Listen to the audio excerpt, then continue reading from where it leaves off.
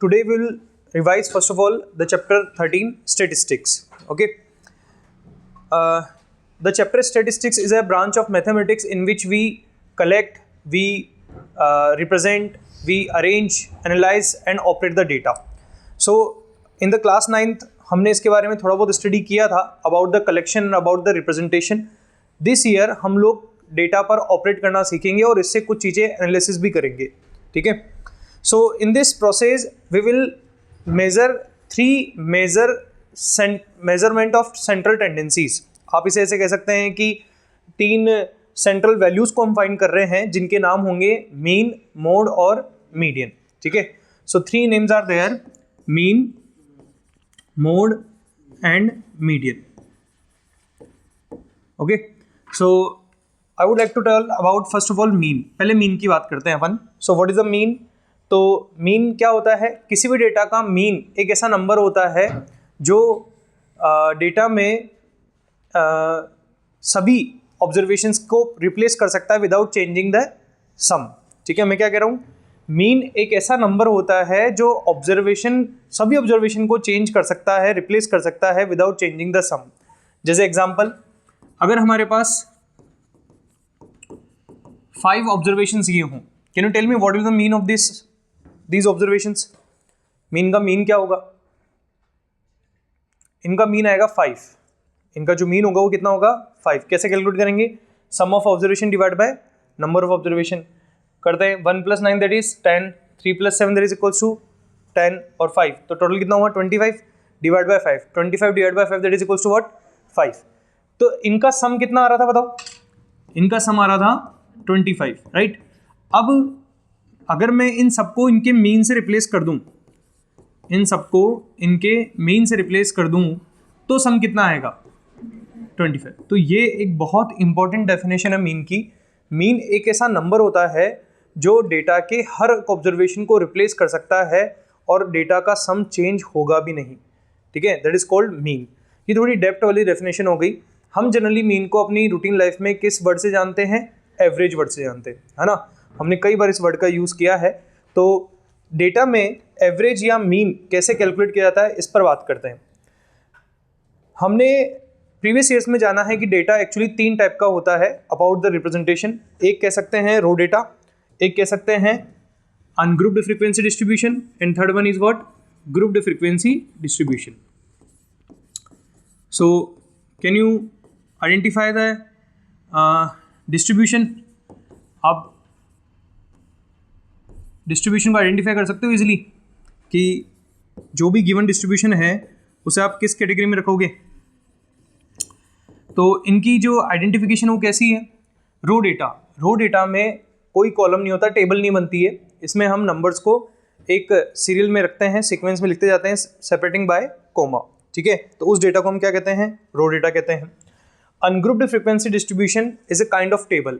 एक ऐसी टेबल जिसमें 2 कॉलम्स होते हैं. एक कॉलम होता है ऑब्जर्वेशंस का जिसे जनरली रिप्रेजेंट करते हैं XI से, और सेकेंड कॉलम होता है FI का जिसको हम किससे जानते हैं? फ्रीक्वेंसी से जानते हैं, राइट.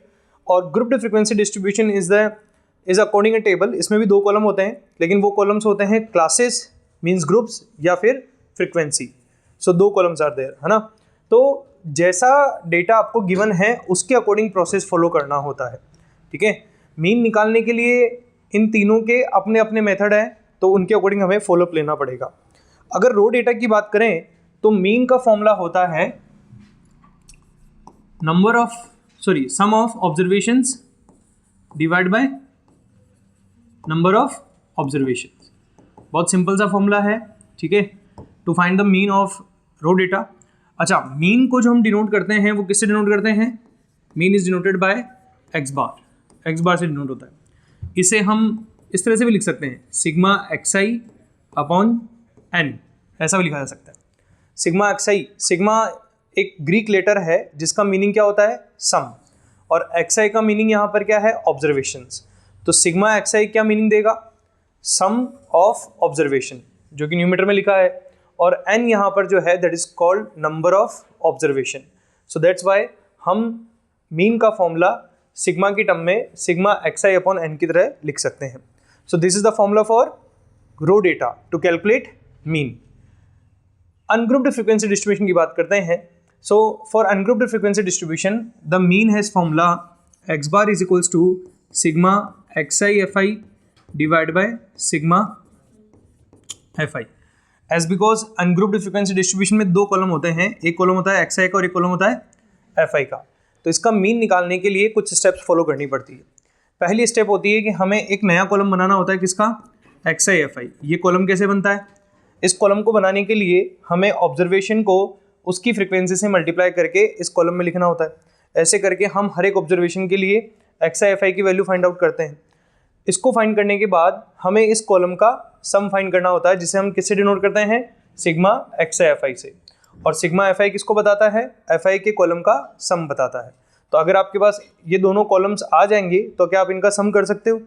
इन दोनों का सम मिल जाएगा तो आप फॉर्मूले में वैल्यू पुट करके क्या कैलकुलेट कर सकते हो, मीन कैलकुलेट कर सकते हो. So very simple procedure for the ungrouped frequency distribution. Is it clear to all? अगर बात करें ग्रुप्ड फ्रीक्वेंसी डिस्ट्रीब्यूशन की, तो यहाँ पर एक नहीं, दो नहीं, तीन मेथड हैं टू फाइंड द मीन. ठीक है, और वो तीन मेथड क्या क्या हैं उस पर डिस्कस करते हैं. पहला मेथड है हमारे पास जिसे हम कहते हैं general method, the general method. Next method हमारे पास एज्यूम मीन मेथड, और थर्ड मेथड है step deviation method. Step deviation method. Okay, so in general method the formula of mean is given as x bar equals to sigma xi fi divided by sigma fi. This is the formula of general method. In assume mean method the formula is a plus sigma fi di divided by sigma fi, and in step deviation method the formula is a plus sigma fi ui divided by sigma fi into h. तो अगर आपको इन methods के steps को समझना है तो इसके लिए आपको फॉर्मूला याद करना होगा. अगर आपको फॉर्मूला याद हो जाते हैं ना तो आप इजीली स्टेप्स पता कर सकते हो कि स्टेप्स क्या होंगी. जैसे कि अगर यहाँ देखें, अगर हमें जनरल मेथड से मीन कैलकुलेट करना है तो यहाँ से हमें स्टेप्स क्लियर हो रही हैं. सबसे पहले हमें चाहिए होगा xi, क्योंकि ग्रुप्ड फ्रीक्वेंसी डिस्ट्रीब्यूशन में जो आपको दो कॉलम्स दिए होते हैं वो किस किसके होते हैं, एक तो होता है क्लासेस का और एक होता है किसका. तो क्या यहाँ आपके पास xi का कॉलम है? नहीं है, तो xi का कॉलम हमें निकालना पड़ेगा. xi का कॉलम कैसे निकालेंगे? xi is actually what, class mark of the classes. अच्छा, क्लास मार्क कैसे निकालते हैं?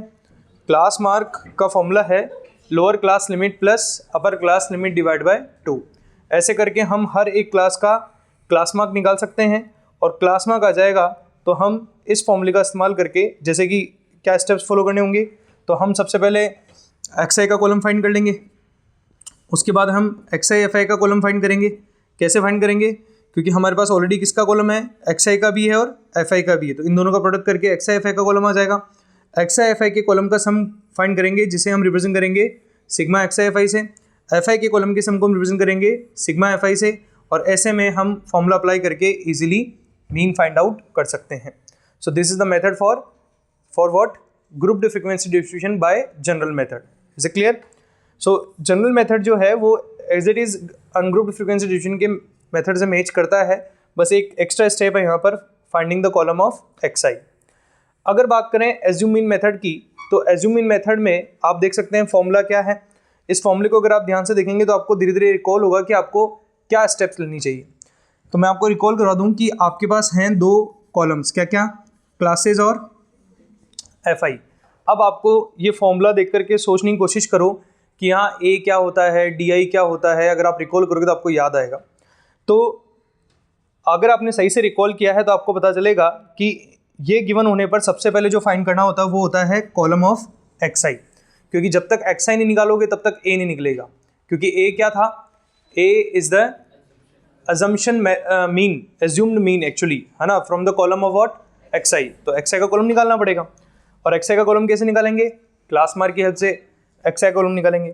xi का कॉलम आ जाएगा तो उसके बाद हमें क्या करना होगा, a डिसाइड करना होगा.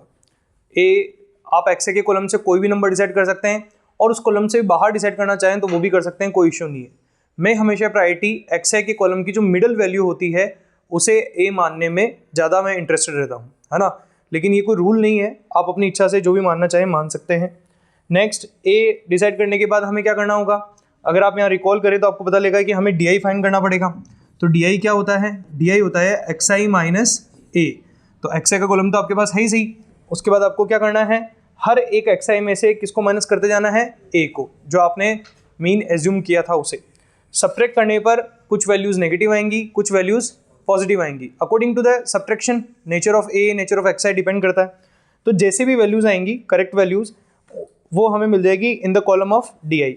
डी आई का कॉलम फाइंड करने के बाद में अगर आप यहाँ देखो तो फॉर्मूला हमें इंसिस्ट करता है क्या फाइंड करने के लिए, F I D I find करने के लिए। एफ आई डी आई कैसे निकालेंगे, we have the column of F I, we have the column of D I, इन दोनों का प्रोडक्ट करके किसका कॉलम हो जाएगा, एफ आई डी ए का कॉलम आ जाएगा। एफ आई डी ए का कॉलम बनने के बाद में हमें क्या करना चाहिए, यहाँ लिखा है sigma F I D I, that means हमें क्या करना चाहिए, एफ आई डी ए के कॉलम का सम फाइंड करना चाहिए। और क्या लिखा है यहाँ पर, सिग्मा एफ आई, इसका मतलब क्या, हमें एफ आई के कॉलम का सम फाइंड करना चाहिए। तो इस प्रोसीजर से हमारे पास इन तीनों टर्म्स की वैल्यू आ जाएगी, और इन तीनों टर्म्स की वैल्यू आ जाएगी तो इस फॉर्मूले में पुट करके हम इजीली क्या फाइंड कर सकते हैं, मीन फाइंड कर सकते हैं। Is it clear? So this is the step for assume mean method. अब बात करते हैं स्टेप डिवीजन मेथड की। तो स्टेप डिवीजन मेथड के लिए भी स्टार्टिंग से ही बात करते हैं। हमारे पास दो कॉलम है, एक है क्लासेस का और एक है फ्रीक्वेंसी का। अगर आप फॉर्मूले को अच्छे से देखें तो आप यहाँ रिकॉल करो कि ए क्या था, यू आई क्या था और एच क्या था, आपको स्टेप्स क्लियर होंगे धीरे धीरे। तो ए क्या होता है, ए होता है एक्स आई के कॉलम में से एक सिलेक्टेड नंबर जिसे हम क्या मानते हैं, एज्यूम मीन मानते हैं। मतलब ए डिसाइड करने के लिए क्या चाहिए होगा, एक्स आई चाहिए होगा। एक्स आई कैसे निकलता है, क्लासेस की क्लास मार्क से निकलता है। क्लासेस हैं क्या हमारे पास, तो क्लासेस हैं तो सबसे पहले क्या निकाल लें अपन, क्लास मार्क निकाल लें। एक्स आई आ जाएगा, एक्स आई आ जाएगा तो क्या ए आ जाएगा, हाँ ए आ जाएगा। Is it clear?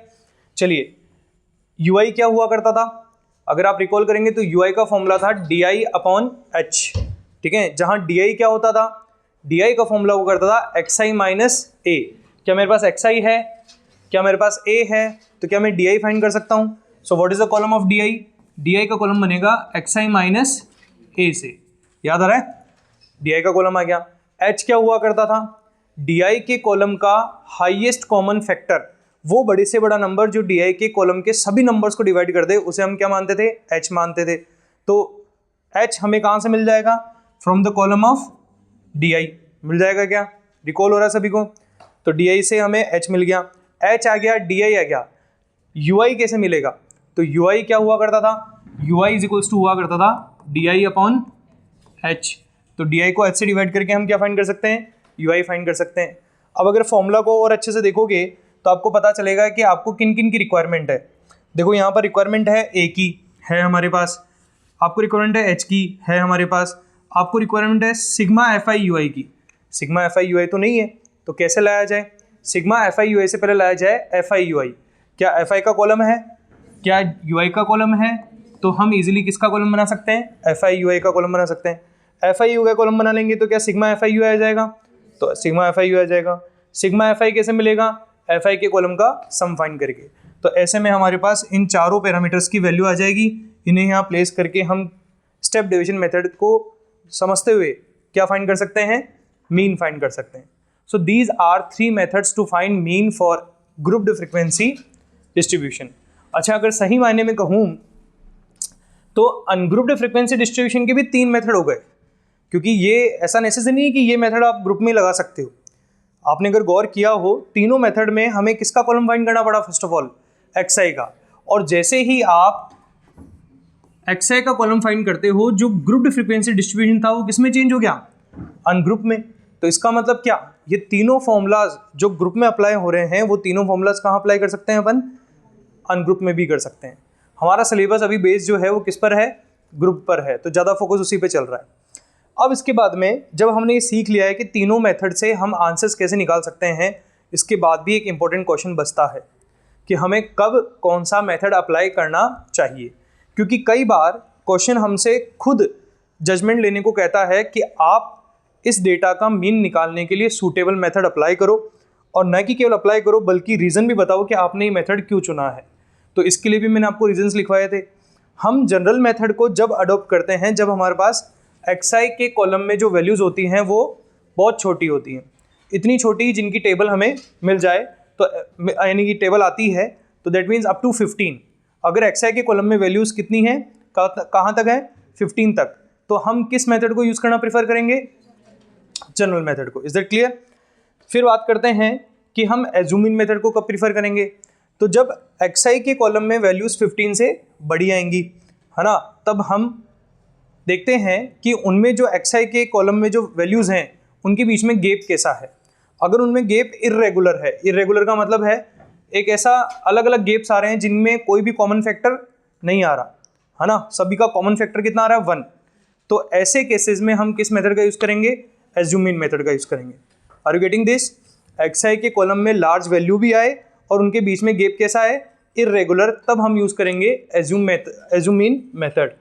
और अगर बात करें किसकी, स्टेप डिविजन मेथड की, तो स्टेप डिविजन मेथड कब यूज़ करेंगे, ये तब यूज़ करेंगे जब xi के कॉलम में वैल्यूज़ भी लार्ज आएँ और साथ ही साथ उनके बीच में जो गैप हो वो कैसा हो, रेगुलर हो। रेगुलर मतलब जिनका कोई कॉमन फैक्टर बने, 2 बन जाए, 3 बन जाए, 4 बन जाए, लेकिन कुछ ना कुछ कॉमन फैक्टर वहाँ पर अवेलेबल होना चाहिए। ऐसी सिचुएशन में हम किसका यूज़ करेंगे, स्टेप डिविजन मेथड का यूज़ करेंगे। तो अगर आपसे क्वेश्चन कहता है कि यूज़ द सूटेबल मेथड, तो इन बातों को ध्यान में रख करके आपको सूटेबल मेथड अप्लाई करना चाहिए, ठीक है। और फिर रीज़न भी बताना होगा, तो आप जो मैंने आपको भी रीजंस बताए उनका आप एक्सप्लेनेशन दे सकते हैं। Is it clear? कोई डाउट? तो मीन फाइंड करने तक कोई दिक्कत है किसी को? एक पॉइंट और है यहाँ पर जो आपको समझना होगा। कई बार डिस्ट्रीब्यूशन कंटिन्यूस ना दे करके डिसकंटिन्यूस दिया जा सकता है। डिसकंटिन्यूस और कंटिन्यूस डिस्ट्रीब्यूशन किसे कहते हैं, आई थिंक आपको पता होगा। कंटिन्यूस डिस्ट्रीब्यूशन वो होते हैं जिनमें हर एक क्लास की upper class limit next class की लोअर क्लास लिमिट के साथ मैच करे, तो उसे क्या कहेंगे, कंटिन्यूस। लेकिन अगर कभी भी किसी भी डेटा में किसी भी एक क्लास की अपर क्लास लिमिट और नेक्स्ट क्लास की लोअर क्लास लिमिट मैच नहीं कर रही है, तो उसे हम क्या कहेंगे, डिसकंटिन्यूस डिस्ट्रीब्यूशन कहेंगे। मीन फाइंड करने के लिए डिसकंटिन्यूस डिस्ट्रीब्यूशन को कंटिन्यूस में चेंज करने की ज़रूरत नहीं होती है। अगर आपके पास डिसकंटिन्यूस डिस्ट्रीब्यूशन आ भी जाए और आपको मीन फाइंड करने के लिए कहा जाए, तो आप उसे बिना कंटिन्यूस में चेंज किए भी जो प्रोसीजर यहाँ हमने डिस्कस किए हैं डायरेक्टली उन्हें फॉलो करते हुए आप मीन फाइंड आउट कर सकते हैं। तो ये बात आपको याद रखनी होगी, जिससे कि आप उस डेटा को कंटिन्यूस बनाने में अपना टाइम और एफर्ट बर्बाद ना करें। Is it clear to all? ठीक है। एक पॉइंट और कि किसी भी डेटा के लिए मीन हमेशा यूनिक होता है, यानी कि कोई भी डेटा अगर दिया जाता है तो उसका एक ही मीन निकल सकता है, एक से ज़्यादा मीन नहीं निकल सकते हैं, है ना। तो ये बात आप याद रखिएगा, एक से ज़्यादा मीन पॉसिबल नहीं होंगे। Is that clear to all?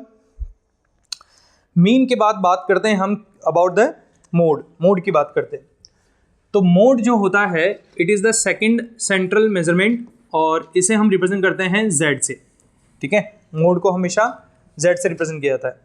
तो सबसे पहले अगर हम बात करें रो डेटा के लिए, mode is the most simple measurement. एक बात मैं बता दूं, सबसे सिंपल मेजरमेंट अगर कुछ है तो वो मोड है, ठीक है। अभी पता चल जाएगा आपको कैसे, क्योंकि कैलकुलेशन लेस है, मोस्ट ऑफ द केसेस में कैलकुलेशन करनी ही नहीं होती है। तो रो डेटा के लिए अगर मोड डिसाइड करना है तो कैसे डिसाइड करेंगे, हमें उस ऑब्जर्वेशन को ऑब्जर्व करना होगा या पिक करना होगा जो उस डेटा में सबसे ज़्यादा बार रिपीट हो रहा होगा, जिसकी ऑकरेंस सबसे ज़्यादा बार हो रही होगी, वही ऑब्जर्वेशन क्या कहलाएगा, मोड कहलाएगा। जैसे सपोज करो किसी स्टूडेंट के 6 सब्जेक्ट्स में मार्क्स हैं 92, 93, 95, 93, 93, 96। तो इस डेटा के लिए अगर हम मोड की बात करें तो मोड क्या बनेगा, 93, क्योंकि 93 मार्क्स की जो फ्रिक्वेंसी है वो मोस्ट ऑफ द टाइम है, दैट्स वाई इसके लिए मोड क्या बताएंगे, 93 बताएंगे। तो वो ऑब्जर्वेशन जो सबसे ज़्यादा बार रिपीट होती है उसे हम क्या कहते हैं, मोड कहा करते हैं। Is it clear? तो कैलकुलेशन लेस है, बस एक ऑब्जर्वेशन बनानी होगी।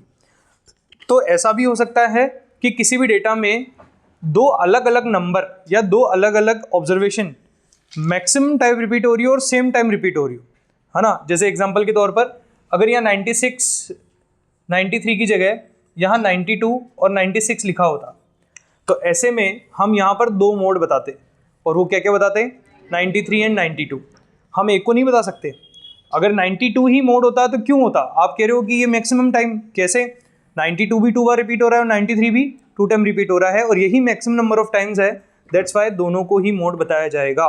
दैट मीन्स किसी भी डेटा के लिए मोड वैल्यू एक से ज़्यादा पॉसिबल हो सकती है। मीन एक ही होगा लेकिन मोड वैल्यू एक से ज़्यादा पॉसिबल हो सकती है, चाहे वो रो डेटा हो, चाहे वो अनग्रुप्ड फ्रीक्वेंसी डिस्ट्रीब्यूशन हो और चाहे वो ग्रुप्ड फ्रीक्वेंसी डिस्ट्रीब्यूशन। तो रो डेटा के लिए बात समझ में आई कि आपको मोड कैसे निकालना होता है। रो डेटा की बाद में बात करते हैं हम किसके लिए? अनग्रुप्ड फ्रीक्वेंसी डिस्ट्रीब्यूशन में।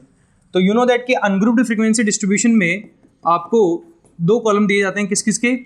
xi का और fi का। यहाँ fi किसको रिप्रेजेंट करता है? फ्रीक्वेंसी। और फ्रीक्वेंसी से हमें क्या समझना चाहिए?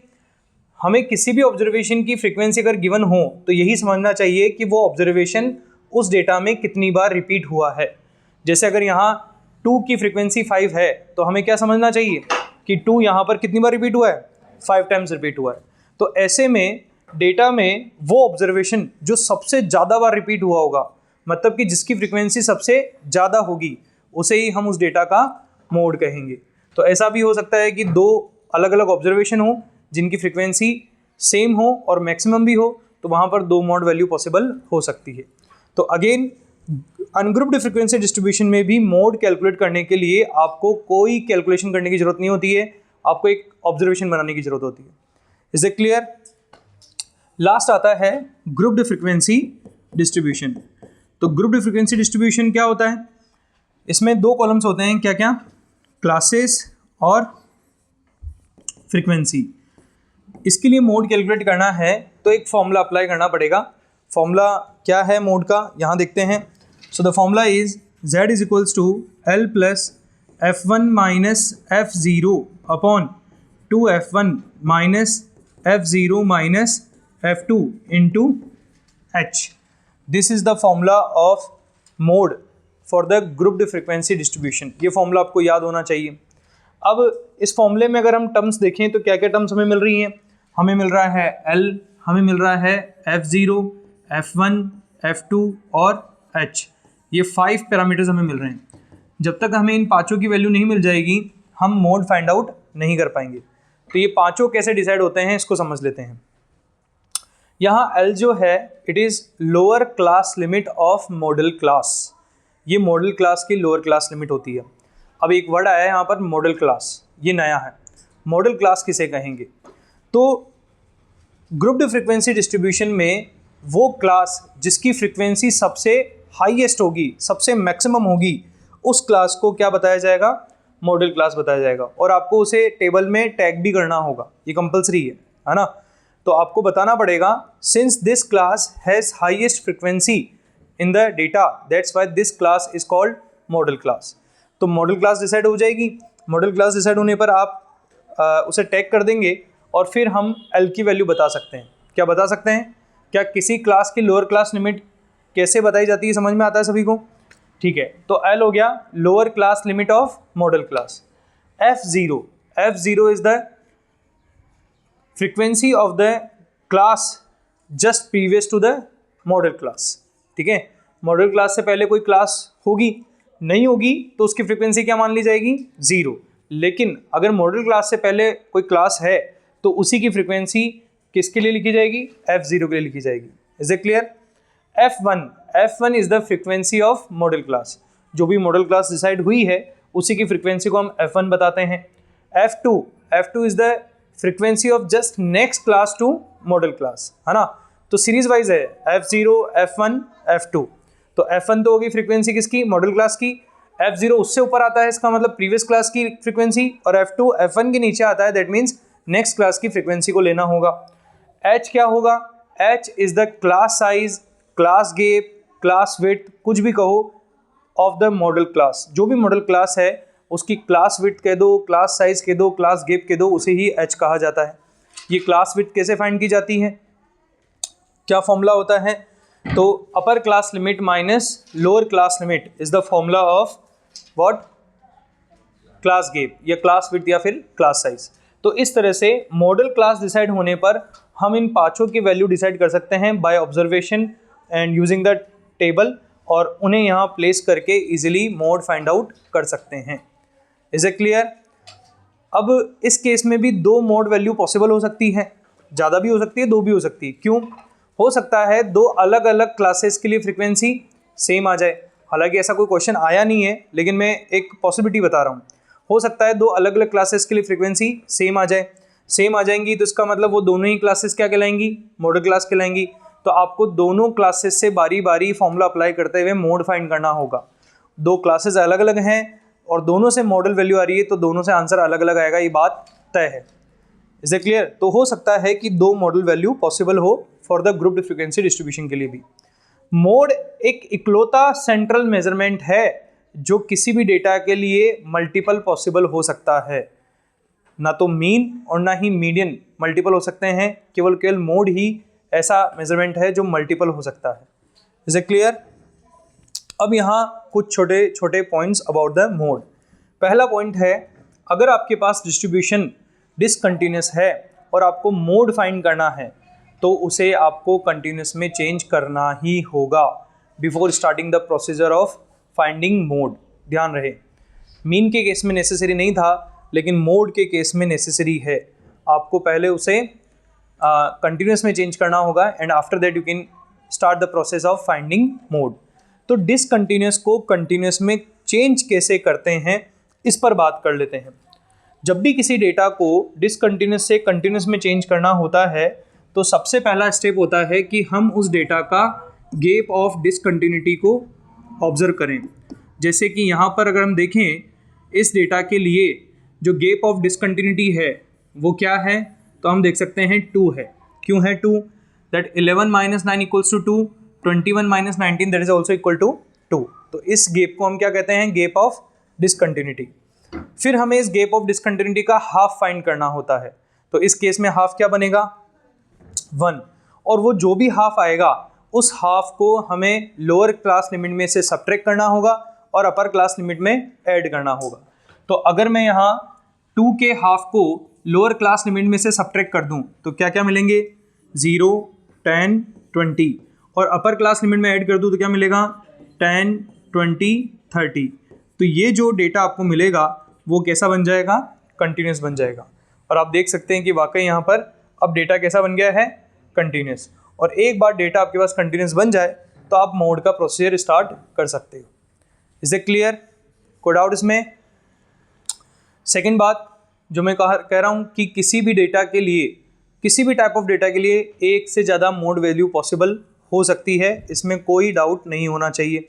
Okay, next the third one, कि अगर ग्रुप्ड फ्रीक्वेंसी डिस्ट्रीब्यूशन के लिए मोड निकाल रहे हो तो एक हिंट आपके लिए कि मोड वैल्यू हमेशा उसी क्लास से बिलोंग करेगी जिसको आपने मॉडल क्लास डिसाइड किया था। जैसे मेरे कहने का मतलब है, अगर हमारे पास क्लासेस हों क्या 0 to 50, 50 to 100, 100 to 150 और 150 to 200, ये हमारे पास क्लासेस हों और हमें जो मॉडल क्लास मिल रही है वो कौन सी मिल रही है? 50 to 100 मिल रही है।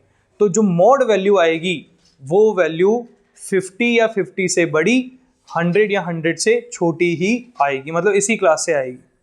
अगर ये क्लास लेने के बाद भी आपका आंसर मोर देन 100 आ रहा है या लेस देन 50 आ रहा है मोड के लिए, तो आप समझ लेना कि आपने कोई ना कोई मिस्टेक वहाँ पर की है। ऐसा हो ही नहीं सकता। It is impossible to gain mode value out of the modal class. Is it clear to all? ये इंफॉर्मेशन ऐसे क्वेश्चंस में बहुत इंपॉर्टेंट रोल प्ले करती है जिन क्वेश्चंस में हमें मिसिंग फ्रीक्वेंसीज को फाइंड करना पड़ता है। क्योंकि मिसिंग फ्रीक्वेंसी वाले क्वेश्चंस में, जैसे सपोज करो यहाँ आपके पास दे दिया जाए x, यहाँ दे दिया जाए 17, यहाँ दे दिया जाए 5, यहाँ दे दिया जाए 2, ठीक है, और ये फ्रीक्वेंसी है और कह दिया जाए कि इसका मोड जो है वो बताया गया है 70, ऐसा बता दिया जाए और आपसे कहा जा रहा है कि find the value of x। अब आपको क्या दिया है? मोड कितना दे दिया? 70। तो अगर आपको x फाइंड करना है तो मोड का फॉर्मूला अप्लाई करना पड़ेगा। मोड का फॉर्मूला अप्लाई करने के लिए पहले चाहिए क्या? Model class. जब तक ये फ्रीक्वेंसी अननोन है, क्या आप मॉडल क्लास डिसाइड कर सकते हो? नहीं, क्योंकि x के बारे में कोई इन्फॉर्मेशन नहीं है। It may be more than 17, it may be less than 17। अगर ये मोर देन 17 है तो मॉडल क्लास कौन सी मानी जाएगी? 0 to 50 मानी जाएगी। और अगर ये लेस देन 17 है तो मॉडल क्लास कौन सी बनेगी, 50 to 100 बनेगी।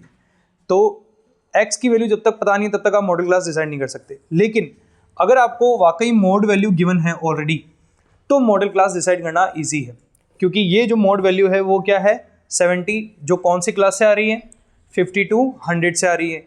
सो दैट मीन्स इस ऑब्जर्वेशन, इस डेटा के लिए जो मॉडल क्लास होगी वो कौन सी होगी, 50 to 100 होगी। अब जब आपके पास ये डिसीजन हो गया है कि ये मॉडल क्लास है, तो L की वैल्यू क्या हो गई, 50, F1 की वैल्यू F0 की वैल्यू x, F1 की वैल्यू 17, F2 की वैल्यू 5 और h की वैल्यू कितनी आ जाएगी, 50। तो मॉड की वैल्यू आपके पास है, आप इजीली x की वैल्यू फाइंड आउट कर सकते हो।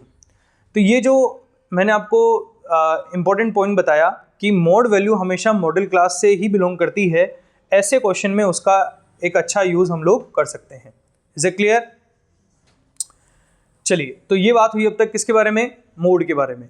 अब बात करते हैं अपन अबाउट द मीडियन। मीडियन के बारे में बात करते हैं। Median is the third measurement of central tendency, जिसे हम जनरली किससे रिप्रेजेंट करते हैं, m से रिप्रेजेंट करते हैं। मीडियन को m से रिप्रेजेंट किया जाता है। मीडियन क्या होता है इस पर बात करते हैं, ये थोड़ा डिफरेंट है इसलिए समझना होगा। तो मीडियन एक ऐसी वैल्यू होती है जिसे हम डेटा का मिडल मोस्ट वैल्यू कहा कर सकते हैं। ठीक है, हम ये कह सकते हैं कि अगर किसी डेटा के लिए, सपोज दैट किसी हॉस्पिटल में पेशेंट की एज पर सर्वे हुआ, तो अगर हमें वहाँ पर मीडियन कितना मिला, 35 ईयर्स। ठीक है, तो हम यहाँ से क्या इन्फॉर्मेशन समझ सकते हैं, हम ये समझ सकते हैं कि उस हॉस्पिटल में 50% पेशेंट 35 ईयर्स से छोटे हैं और 50% 35 ईयर्स से बड़े हैं। ये काम करता है मीडियन। Is that clear? तो मीडियन जो होता है वो मिडल मोस्ट टर्म होती है या मिडल मोस्ट ऑब्जर्वेशन होती है डेटा का। ठीक है, तो मीडियन को फाइंड करने के लिए हम बात करते हैं फॉर रो डेटा।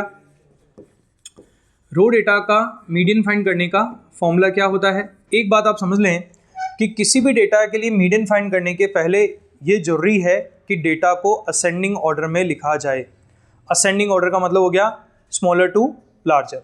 ठीक है, ये नेसेसरी है। अगर हमने उसे ऑर्डर में अरेंज नहीं किया तो इट में बी पॉसिबल कि हम सही आंसर तक नहीं पहुंच पाएंगे। तो रो डेटा में भी अगर हमें मीडियन कैलकुलेट करना है तो फर्स्ट ऑफ ऑल इसे असेंडिंग ऑर्डर में अरेंज करना पड़ेगा। ठीक है, अब सपोज करते हैं कि आपने असेंडिंग ऑर्डर में अरेंज कर लिया है और उसके बाद में आपको नंबर ऑफ टर्म्स को काउंट करना होगा। वो नंबर ऑफ टर्म्स को हम रिप्रेजेंट कर सकते हैं किससे, n से। तो number of terms is equals to n मान लेते हैं। ये n इवन नेचर का है कि ऑड नेचर का, इसे डिसाइड करना होगा, जो कि बहुत इजीली डिसाइड कर सकते हैं। We are very well known about the even और ऑड नंबर। तो अगर n इवन है, इफ n इज इवन, तो उस केस में मीडियन का फॉर्मूला जो होगा वो होगा n by 2th observation plus n by 2 plus 1th observation divide by 2। और अगर n क्या होगा, ऑड, तो मीडियन का फॉर्मूला होगा n plus 1 upon 2th observation. ध्यान रहे, इवन के लिए अलग फॉर्मूला है, ऑड के लिए अलग फॉर्मूला है, इसलिए फॉर्मूला अप्लाई करने से पहले हमें ये जजमेंट लेना ज़रूरी है कि जो नंबर ऑफ टर्म्स हैं वो कितने हैं, इवन है कि ऑड है। Is it clear? ठीक है, तो इस तरह से हम रो डेटा के लिए मीडियन फाइंड आउट कर सकते हैं। यही अगर बात करें किसके लिए, अनग्रुप्ड फ्रीक्वेंसी डिस्ट्रीब्यूशन के लिए, तो फॉर अनग्रुप्ड फ्रीक्वेंसी डिस्ट्रीब्यूशन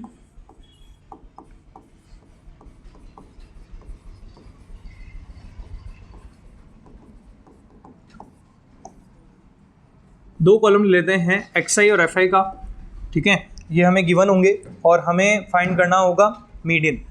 सबसे पहले तो ये नेसेसरी है कि हम xi के कॉलम को असेंडिंग ऑर्डर में अरेंज करें, अगर वो अरेंज नहीं है तो।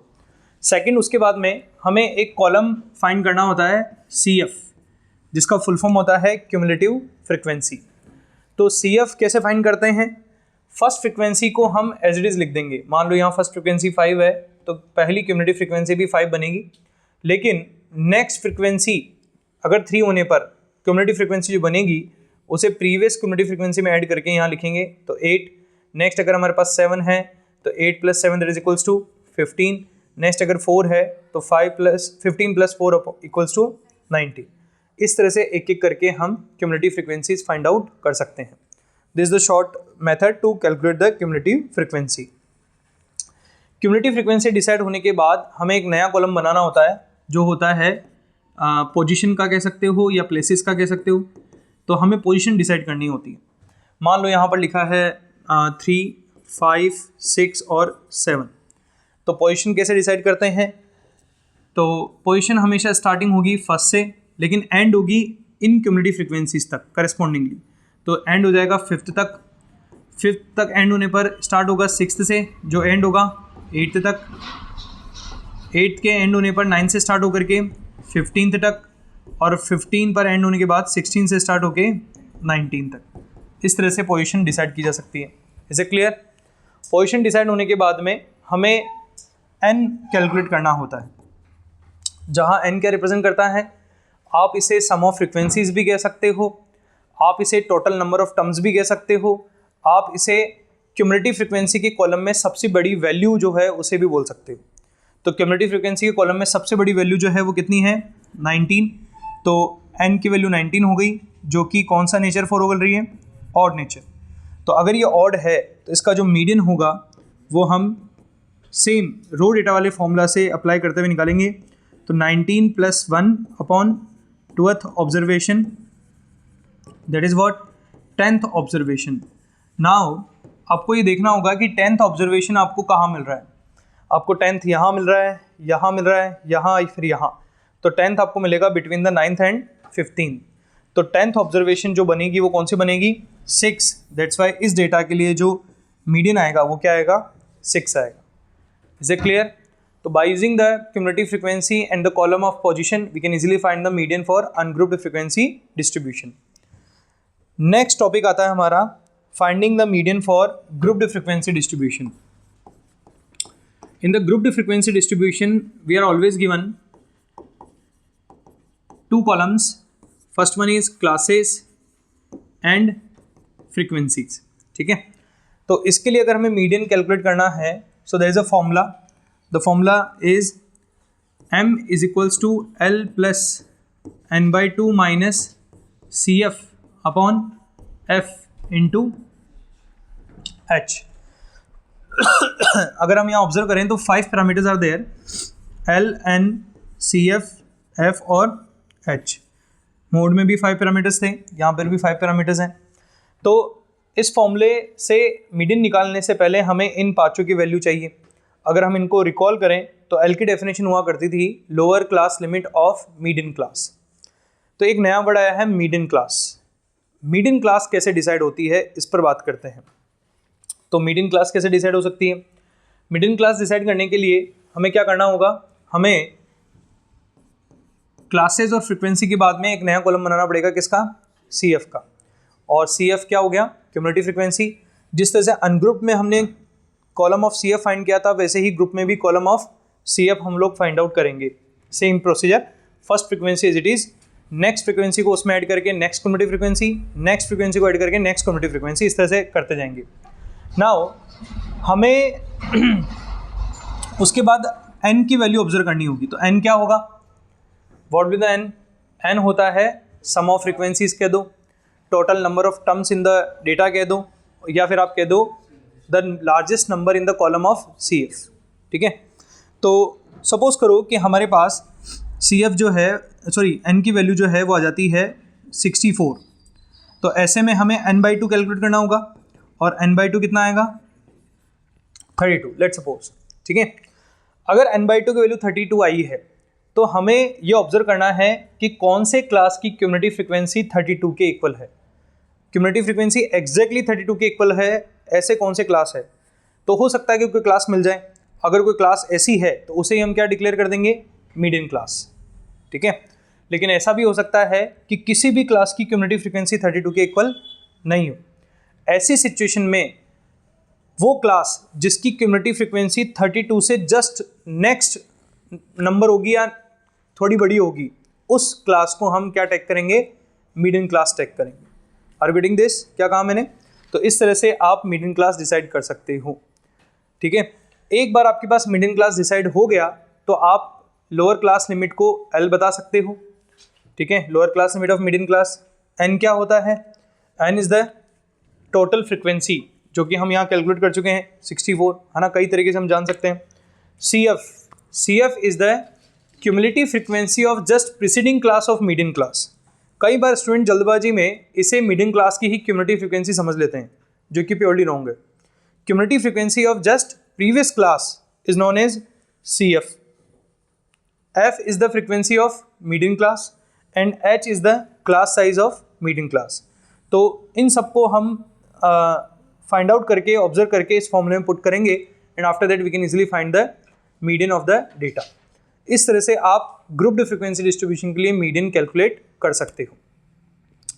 यहाँ पर अगर इसके इंपॉर्टेंट पॉइंट्स की बात करें तो फर्स्ट पॉइंट आता है कि अगर आपके पास डिस्ट्रीब्यूशन डिसकंटिन्यूस है तो उससे मीडियन फाइंड करने के लिए पहले आपको उसे कंटिन्यूस में चेंज करना ही पड़ेगा। यानी कि हमने क्या सीखा?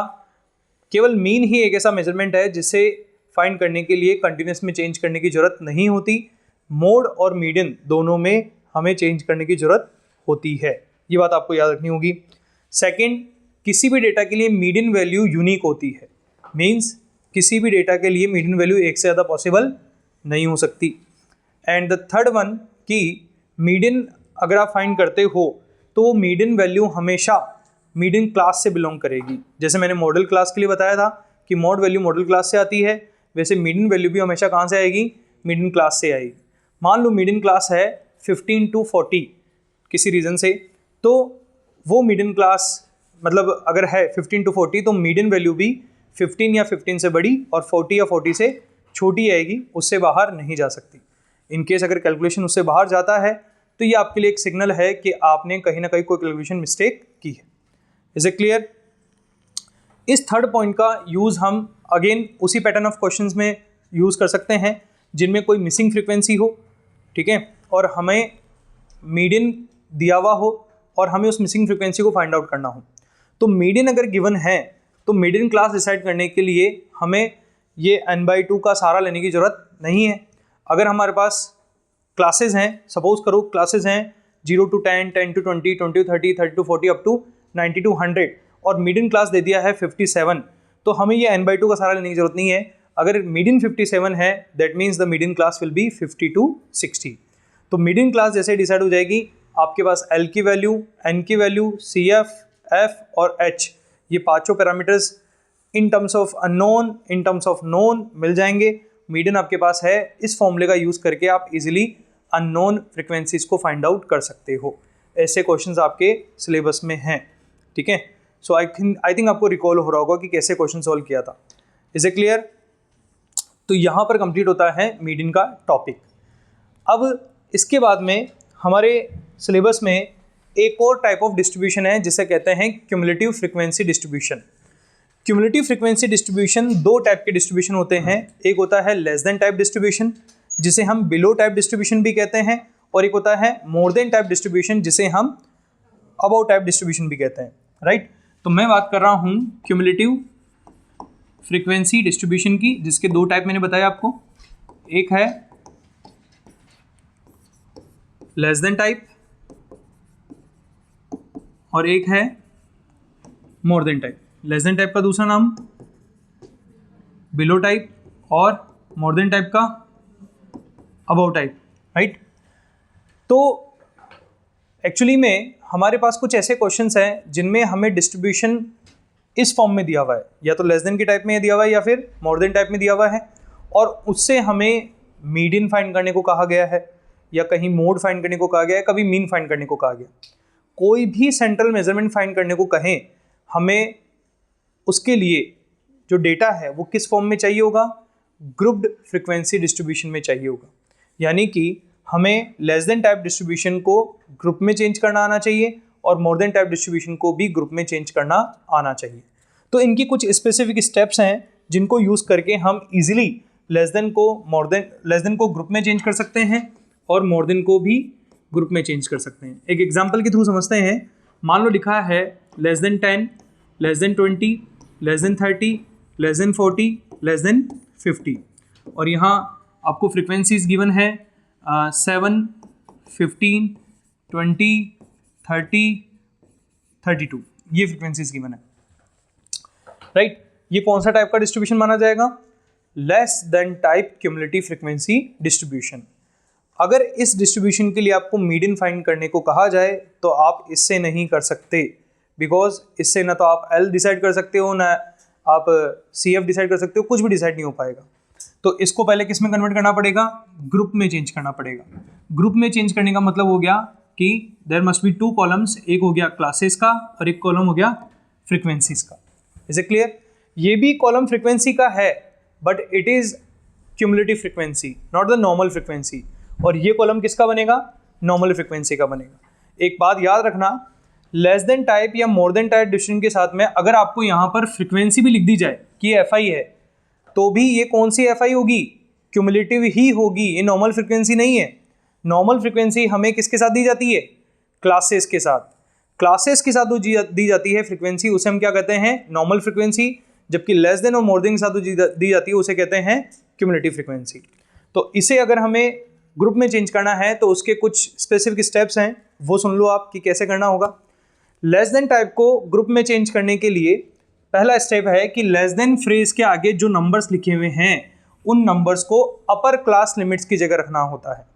तो ये जो नंबर्स लिखे हैं इन्हें कहाँ रखना होगा? अपर क्लास लिमिट्स की जगह। जैसे यहाँ पर 10, 20, 30, 40 और 50, तो इन्हें मैंने अपर क्लास लिमिट्स की जगह रख दिया। फिर इसके बाद हमें लोअर क्लास लिमिट्स लिखनी होती है सच दैट कि ये डिस्ट्रीब्यूशन कैसा बन जाए? कंटिन्यूस। अगर कंटिन्यूस बनाना है तो ये 10 पर एंड हुआ तो स्टार्ट कहाँ से होगा? 10 से, 20 से स्टार्ट होगा, 30 और फिर 40 से स्टार्ट होगा। हम यहाँ 0 to 10 भी लिख सकते हैं और चाहें तो हम इसे लेस देन 10 भी लिख सकते हैं, कोई इशू नहीं है, ठीक है। दोनों ही ऑप्शंस हमेशा अवेलेबल होंगे। आप 0 to 10 भी लिख सकते हो और लेस देन 10 भी लिख सकते हो, ठीक है। तो ये तो बन गई क्या? क्लासेस। क्लासेस बन गई। अब बात है किसकी? फ्रीक्वेंसीज की। एज इट इज तो नहीं लिख सकते, एक प्रोसीजर फॉलो करना पड़ेगा। लेस देन टाइप को ग्रुप में चेंज करने के लिए जो फ्रीक्वेंसी को फाइंड करने का प्रोसीजर है वो हमेशा टॉप से स्टार्ट होगा। हमें टॉप फ्रीक्वेंसी को एज इट इज रखना है और next to next frequencies consecutive terms के डिफरेंस से फाइंड करनी है। तो कैसे करेंगे? First frequency as it is रहेगी। पहली फ्रीक्वेंसी यहाँ पर 7 है, यहाँ पर भी 7 लिखी, बट नेक्स्ट फ्रीक्वेंसी जो है वो कॉन्सिक्यूटिव टर्म के डिफरेंस से मिलेगी। 15 - 7 that is equals to 8, 20 - 15 that is equals to 5, 30 - 20 that is equals to 10 और 32 - 30 दैट इज इक्वल्स टू 2। ऐसे हमने लेस देन टाइप को किस में चेंज कर दिया? ग्रुप फ्रीक्वेंसी में चेंज कर दिया। Is it clear? और एक बार हमारे पास ग्रुप फ्रीक्वेंसी डिस्ट्रीब्यूशन आ गया, हम इसके लिए मीन, मोड, मीडियन जो भी कहा जाए फाइंड आउट कर सकते हैं। Is it clear? तो ये है procedure to convert less than distribution to group frequency distribution. Now इसी तरह से मोर देन टाइप डिस्ट्रीब्यूशन को समझ लेते हैं। मोर देन टाइप डिस्ट्रीब्यूशन में जैसे मान लेते हैं लिखा है more than 0, more than 10, more than 20, more than 30, more than 40, और इसके साथ जो फ्रीक्वेंसी गिवन है वो फ्रीक्वेंसीज लिखी है 50, 46, 30, 25, 15, ये लिखी है। तो ये कौन सा डिस्ट्रीब्यूशन हो गया? मोर than type cumulative frequency distribution. ये डेटा देकर के आपसे कहा जाए कि मीन फाइंड करो, क्या कर सकते हो? नहीं। क्या मीडियन, क्या मोड? नहीं। जब तक कि हम इससे किस में कन्वर्ट ना कर लें? ग्रुप में चेंज ना कर लें। So it's really necessary to understand that how to convert more than type distribution to group frequency distribution. तो ग्रुप फ्रीक्वेंसी डिस्ट्रीब्यूशन में हमारे पास 2 कॉलम होते हैं, एक होता है क्लासेस का और एक कॉलम होता है किसका? फ्रीक्वेंसीज का। तो सबसे पहले बात करते हैं कि क्लासेस का कॉलम कैसे फिल किया जाता है। मोर देन टाइप फ्रेज के आगे जो नंबर्स लिखे होते हैं उन्हें हमें लिखना होता है लोअर क्लास लिमिट्स के प्लेस पर। ध्यान रखना, लेस देन टाइप के आगे जो नंबर लिखे होते हैं उन्हें अपर क्लास लिमिट्स की जगह रखना होता है और मोर देन के आगे जो नंबर्स लिखे होते हैं उन्हें क्या लिखना होता है? Lower class limits. तो lower class limits left side में होती हैं 0, 10, 20, 30 और 40, ठीक है। ये हमने लोअर क्लास लिमिट्स की जगह लिख दिया। आफ्टर दैट इन्हें कंटिन्यूस बनाते हुए हमें अपर क्लास लिमिट्स लिखनी होती है। तो यहाँ 10, 20, 30, 40 और 50 भी लिख सकते हैं, या फिर यहाँ लिख सकते हैं मोर देन 40। ठीक है, दोनों में से कुछ भी लिख सकते हैं। Is it clear? ये कॉलम बना हमारे पास क्लासेस का। क्लासेस का कॉलम बनाने के बाद अब एक बात रह गई, दैट इज कॉल्ड फ्रीक्वेंसी का कॉलम। फ्रीक्वेंसी का कॉलम कैसे बनेगा इस पर बात कर लेते हैं। तो लेस देन टाइप डिस्ट्रीब्यूशन में फ्रीक्वेंसी का कॉलम बनाने के लिए स्टार्टिंग टॉप से की जाती है। मोर देन टाइप डिस्ट्रीब्यूशन में फ्रीक्वेंसी का कॉलम बनाने के लिए स्टार्टिंग बॉटम से की जाती है। Bottom frequency will remain as it is, यानी कि यहाँ 15 है तो यहाँ क्या लिखूँ, 15 रहेगा। नेक्स्ट टू नेक्स्ट फ्रीक्वेंसी हम जो फाइंड करेंगे वो कॉन्सेक्यूटिव टर्म के डिफरेंस से मिलेगा। तो 25 minus 15 that is 10, 30 minus 25 5, 46 minus 30 that is 16 and 50 minus 46 that is equals to 4। इस तरह से हमारे पास मोर देन टाइप डिस्ट्रीब्यूशन किस में चेंज हो गया, ग्रुप फ्रीक्वेंसी डिस्ट्रीब्यूशन में चेंज हो गया। एंड एक बार ये ग्रुप में चेंज हो जाए उसके बाद आप क्वेश्चन आपसे जो भी फाइंड करने को कहे, चाहे मीन हो, मोड हो, मीडियन हो, आप इजीली फाइंड आउट कर सकते हैं। Is it clear? So you should keep remember this process also, and I must tell you this is the chapter which is the highest weightage in the board examination paper. तो इस point को ignore मत करना कि cumulative frequency को distribution में कैसे change करेंगे, ये इंपॉर्टेंट है। Is it clear? चलिए इसके बाद बात करते हैं, लास्ट टॉपिक है and that is very simple topic. It gives unauthentic, है ना, और sometime working relation between the mean, mode and median. ये रिलेशन हर समय वर्क नहीं करता है, ठीक है। It's a assumption type of relation, ठीक है, जिसे हम कभी कभी यूज़ कर सकते हैं और किन्हीं पर्टिकुलर सिचुएशन में यूज़ कर सकते हैं। फर्स्ट ऑफ ऑल मैं आपको बताता हूँ कि वो रिलेशन क्या है जिसकी मैं बात कर रहा हूँ। तो वो रिलेशन है that 3 into median is equals to 2 into mean plus mode. So actually mathematicians ने काफ़ी रिसर्च और काफ़ी सोचने और समझने के बाद में ये देखा कि अगर किसी डेटा के बिना हमें तीनों मेजरमेंट्स के बीच में कोई रिलेशन देखना हो तो वो रिलेशन यही बनेगा, thrice of median is equals to thrice of mean plus mode. तो इस रिलेशन का यूज़ कहाँ कर सकते हैं? इस रिलेशन का यूज़ तब कर सकते हैं जब डेटा गिवन नहीं हो और हमें इन तीनों में से किसी भी दो मेजरमेंट की वैल्यू गिवन हो और हमें थर्ड मेजरमेंट फाइंड करने को कहा जाए, ठीक है। तो थर्ड मेजरमेंट जैसे सपोज करो आपको मीडियन गिवन है, आपको मीन गिवन है और क्या फाइंड करने को कहा जा रहा है, मोड। तो मोड फाइंड हम दो सिचुएशन में कर सकते हैं, एक तब जब डेटा गिवन हो, डेटा गिवन होने पर मोड फाइंड करना है, लेकिन अगर डेटा ही गिवन नहीं है तो फिर मोड कैसे फाइंड करें? तो उस केस में आपको मोड इस रिलेशन का यूज़ करके ही फाइंड करना होगा, ठीक है। So this relation is only useful when the data is not available but still two measurements of the central tendencies are given and you are set to find the third one remaining. So यही वो relation है जिससे आप उसको कर सकते हो। Is it clear? So this formula, this relation must be also keep remember that कि हाँ एक रिलेशन होता है, क्योंकि इससे आपके पास MCQ, फिलअप या फिर short answer type of questions possible हो सकते हैं, ठीक है। तो ये एक इंपॉर्टेंट रिलेशन है जो आपको याद रहना चाहिए। Is it clear? So this is all about the chapter statistics.